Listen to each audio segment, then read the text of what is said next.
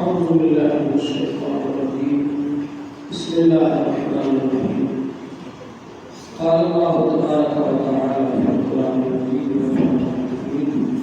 لقد كان لكم في رسول الله أسوة حسنة قال الله تبارك وتعالى قل إن كنتم تحبون الله فاتبعوني يحببكم الله ويغفر لكم ذنوبكم حضرات اللہ جل شانہ کا بڑا احسان ہے کہ اس نے ہم کو حضور پاک صلی اللہ علیہ وسلم کی امت پیدا فرمایا اور حضور پاک صلی اللہ علیہ وسلم جیسے نبی اور رسول عطا فرمایا جو کہ تمام نبیوں کے امام ہیں، تمام رسولوں کے سردار ہیں اور آخری نبی، اور حضور صلی اللہ علیہ وسلم کے بعد کوئی نبی نہیں آنے والا، کوئی رسول نہیں، صرف حضور صلی اللہ علیہ وسلم جو دین لے کر آئے ہیں اسی دین کے مطابق عمل کرنے سے ہی دنیا میں بھی کامیابی ملے گی اور آخرت میں بھی کامیابی ملے گی۔ اللہ جل شانہ کا بڑا احسان ہے کہ اس نے ہم کو حضور پاک صلی اللہ علیہ وسلم کی امت میں پیدا فرمایا۔ حضور صلی اللہ علیہ وسلم ایک کامل اور مکمل دین لے کر کے آئے۔ اس دین کے اندر انسان کی زندگی گزارنے کے لیے جو بھی طریقے ہیں وہ بتائے گئے ہیں، جو احکام ہیں وہ دیے گئے ہیں، حتیٰ کہ پیدائش سے لے کر موت تک انسان کو کس طرح زندگی گزارنا ہے، یہ پورے احکام اللہ جل شانہ نے قرآن پاک کے اندر اور حدیثوں کے اندر حضور صلی اللہ علیہ وسلم نے ہم کو دیے ہیں۔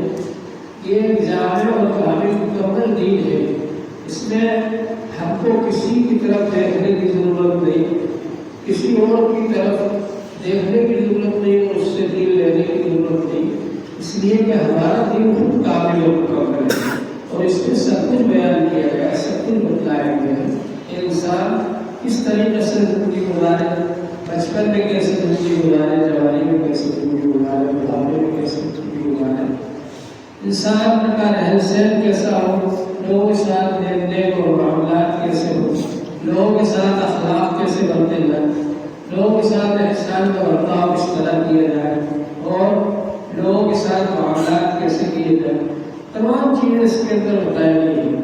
ماں باپ کے حقوق کیا ہے، بہن بھائیوں کے حقوق کیا ہے، اولاد کے حقوق کیا ہے، میاں بیوی کے حقوق کیا ہے، یہ سب چیزیں اس کے اندر بتائی گئی ہیں۔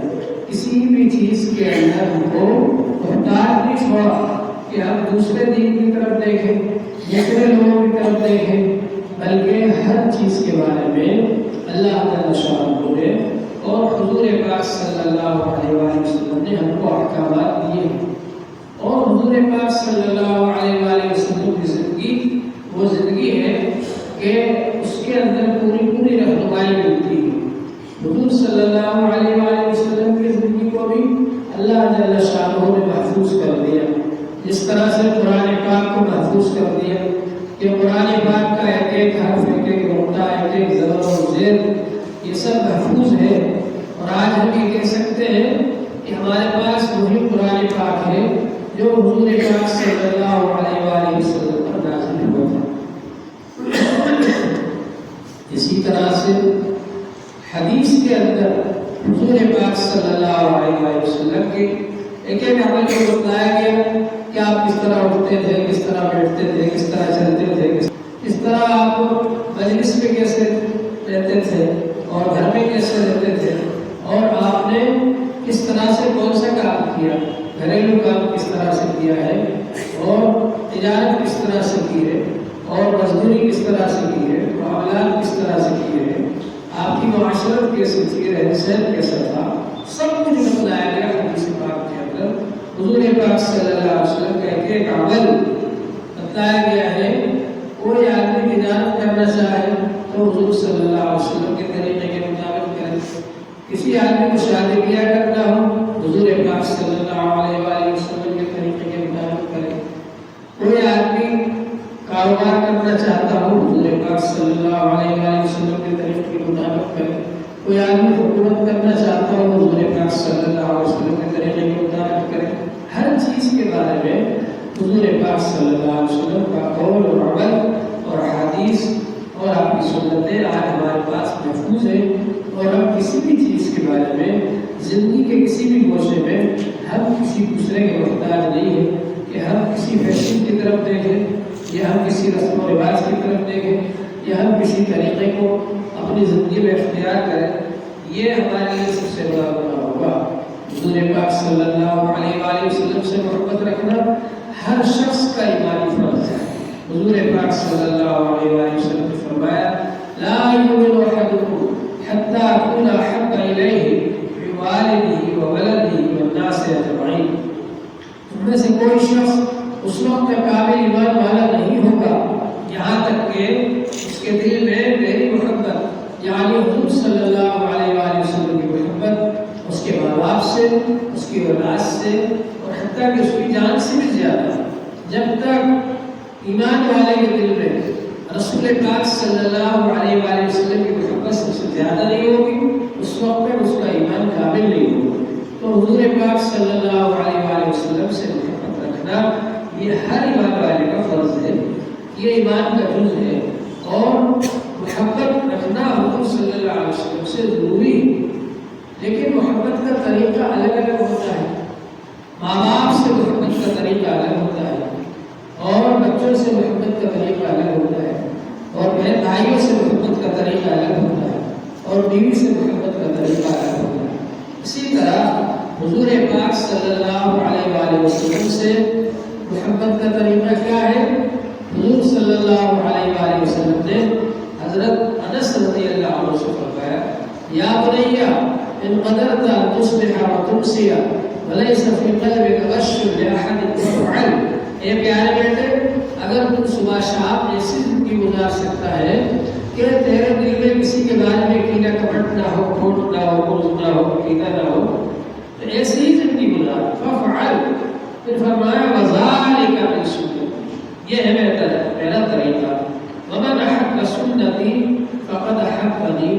جس نے میرے طریقے سے محبت کی اس نے مجھ سے محبت کی. اب ہم حضور صلی اللہ علیہ وسلم کو دیکھ نہیں سکتے آپ کی بات ڈائریکٹ سن نہیں سکتے لیکن آپ کی جو سنتیں ہیں ان سنتوں کو اگر وہ اپنی زندگی میں اپنا لے تو وہ کہ ہم اللہ کے رسول صلی اللہ علیہ وسلم سے محبت کرنے والے ہیں.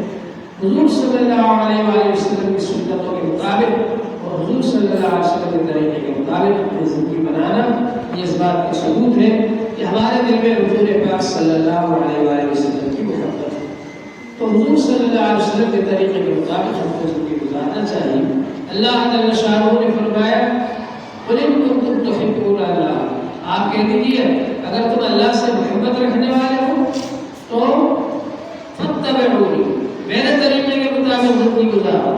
نبی پاک صلی اللہ علیہ وآلہ وسلم کے طریقے کے مطابق زندگی گزارو. اگر ایسا کرو گے یحببکم اللہ تو اللہ تعالیٰ خود تم سے محبت رکھنے لگے. ہر آدمی چاہتا ہے کہ میں اللہ سے محبت کروں.